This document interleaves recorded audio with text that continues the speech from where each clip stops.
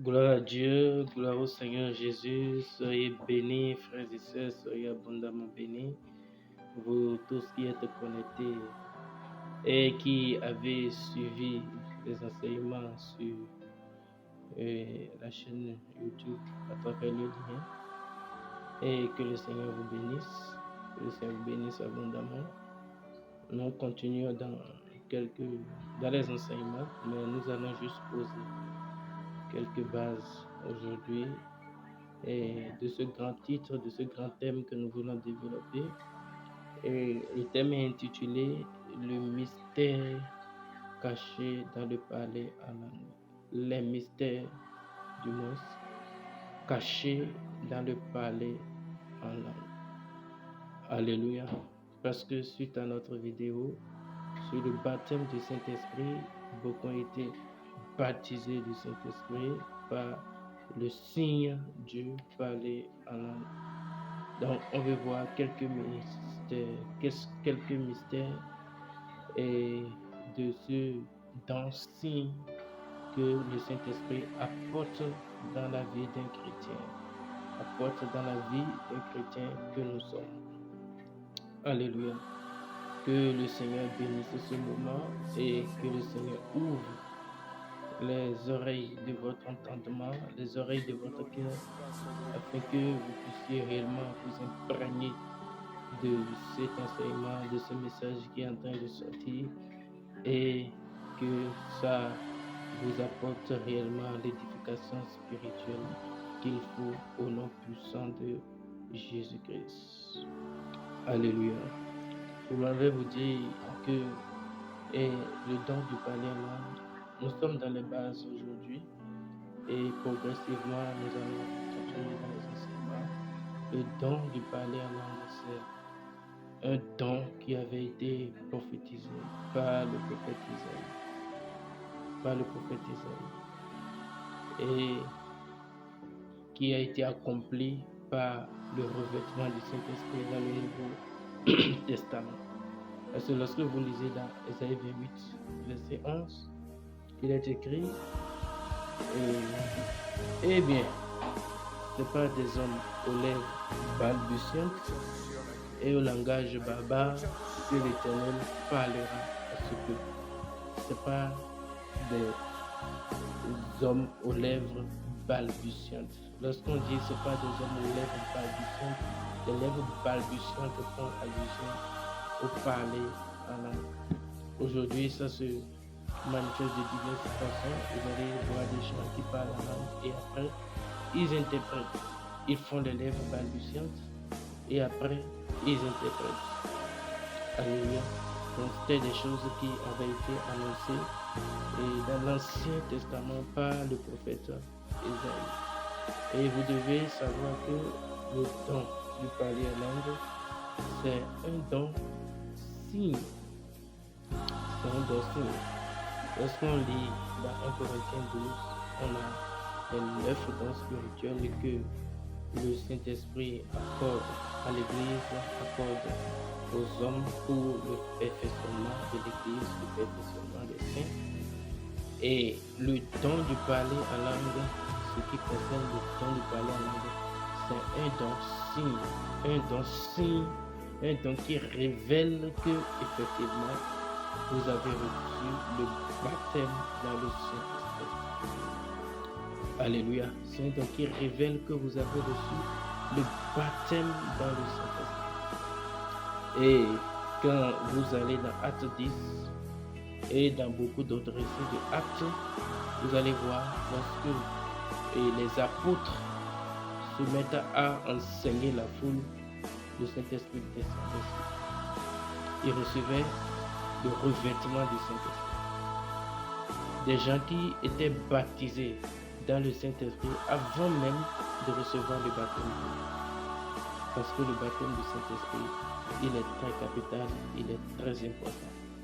Si tu ne l'as pas encore reçu, pas encore visualisé et les enseignements antérieurs que nous avons fait sur le baptême du Saint-Esprit, et sois connecté à l'esprit de la parole qui est en train de sortir et qui sera baptisé. le feu du Saint-Esprit va embraser ta langue et tu vas commencer à parler. C'est très très important dans la vie d'un chrétien, dans la vie de tout chrétien. C'est un don très important. Et lorsque nous irons en profondeur de notre enseignement, vous allez voir que ce don est très important. C'est un don fabuleux que le Saint-Esprit a donné à nous les chrétiens. Et un livre qui m'a beaucoup fait du bien lorsque j'explorais les mystères de parler en langue, c'est le livre qui a été écrit par l'écrivain Dave Roberts. La marche selon l'esprit, la marche par la puissance. Si quelqu'un a trouvé ce livre, qu'il fasse tout pour s'en procurer et le lire. C'est très important. Et pour exemple de ce que nous sommes en train de dire, de parler en langue, c'est un bon signe. Lorsque Pierre est entré lorsque Corneille a été averti en vision et tout ça là, et Pierre dans Acte 10, lorsqu'il a commencé par libérer la parole de Dieu et que nous lisons dans Acte 10, nous allons dans Acte 10 à partir du verset 44, il est écrit: comme Pierre prononçait encore ces mots, le Saint-Esprit descendit sur tous ceux qui écoutaient la parole. Tous les fidèles circoncis qui étaient venus avec Pierre furent étonnés de ce que le don du Saint-Esprit était aussi répandu sur les païens. Alléluia. Car ils les entendaient parler en langue et glorifier Dieu. Comment est-ce qu'ils ont su que le don du Saint-Esprit est venu sur eux? C'est parce qu'ils ont été saisis par le Saint-Esprit et ils ont commencé par parler en langue. Le fait de parler en langue, le don de langue, c'est la langue du ciel, c'est la langue des anges, c'est la langue de Dieu. Et si nous sommes nés de nouveau, régénérés en Jésus-Christ, nous sommes devenus des citoyens du ciel.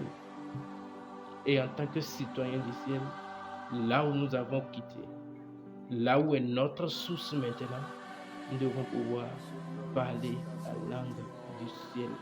C'est ça qui prouve que nous sommes désormais les citoyens du ciel.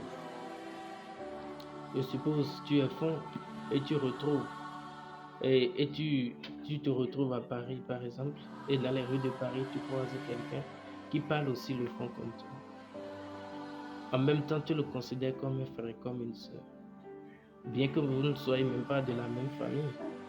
Mais déjà, à cause du langage, tu sais déjà que celui-ci c'est mon frère, celui-ci c'est ma soeur.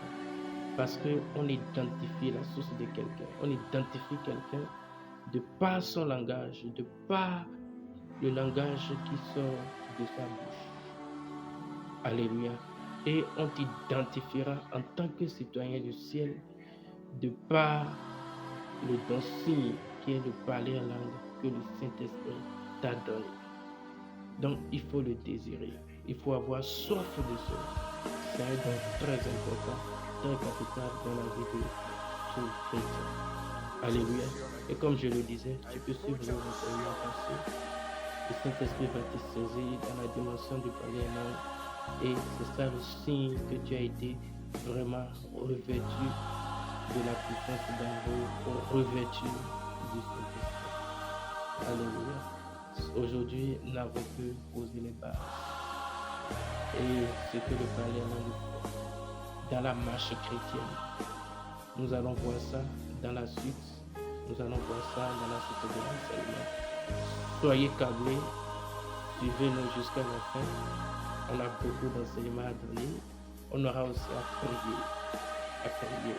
Sur cette chaîne, on va prier pour les malades. On va prier pour la guérison des âmes, pour la délivrance des âmes. Et vous tous qui êtes connectés, vous tous qui suivrez les vidéos en différé, vous serez guéris, vous serez libérés, vous allez expérimenter la puissance glorieuse de Dieu. la puissance glorieuse de Dieu. Dieu est vrai. Il est le véritable Dieu. Que personne ne vous laisse. Que personne ne trouble votre esprit. Ne soyez pas troublés dans votre esprit. Vous qui avez reçu Jésus-Christ dans votre vie, vous vous êtes accrochés à la source de vie. Vous vous êtes accrochés à l'arbre de vie. Ne vous en détachez jamais. Que le Seigneur soit avec nous. Nous sommes là pour vous donner la main et vous aider dans la marche de vie, à pouvoir évoluer ensemble, à pouvoir faire des pas de géant, à être des combattants du Seigneur, à être équipés pour conquérir la terre entière à Dieu, pour conquérir votre environnement à Dieu, conquérir votre quartier à Dieu, conquérir votre lieu de travail et au royaume des cieux, conquérir vos zones d'intervention, n'importe où vous passez, conquérir la terre à Dieu. Et c'est dans cette mission que nous sommes. Que le Seigneur vous bénisse abondamment. Soyez toujours câblés. Le lien que vous avez reçu, partagez-le avec vos personnes se câbler, qui puisse se câbler à la chaîne. Et ensemble, nous allons avancer. Ensemble, nous sommes prêts au nom puissant de Jésus-Christ. Amen. Shalom.